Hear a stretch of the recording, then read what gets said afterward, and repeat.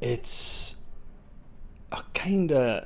it's a celebration of the working man that started when we did the exhibition in the Hancock Museum in Newcastle 3 years ago now. I think it was 3 years ago. So it's come full circle back to where I'm from, my roots, and it kind of ties in really well with Scotland this year, because this is the year of homecoming, and now we're kind of bringing those images back to its roots, because I started painting memories I had in my childhood in a little village just outside Kilmarnock. So I kind of used those images I remember from my childhood as the basis for the paintings that I've done for years now. But I was always a people watcher when I was a kid. I was always fascinated by the little things, like an old guy getting off a bike.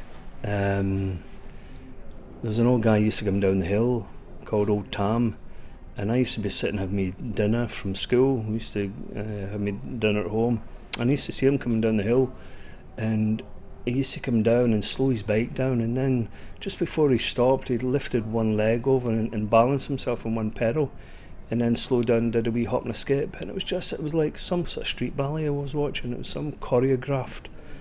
Everything was theatre for us. It was great.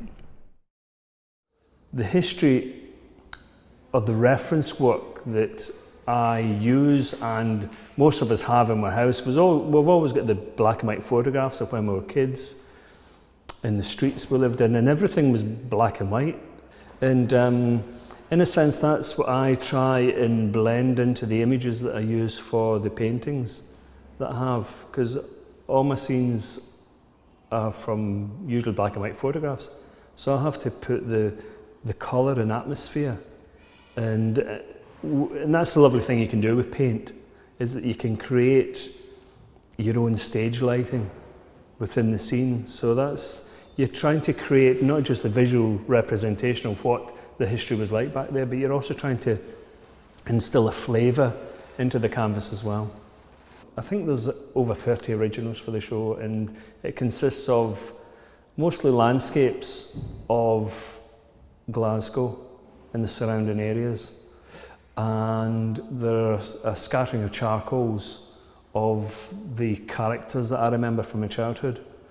The old working man and his wife, which was really based on my granny and grandfather and mum and dad, because they were all the same. So I kind of captured the flavour of what the people were like through the charcoals that I've been able to draw.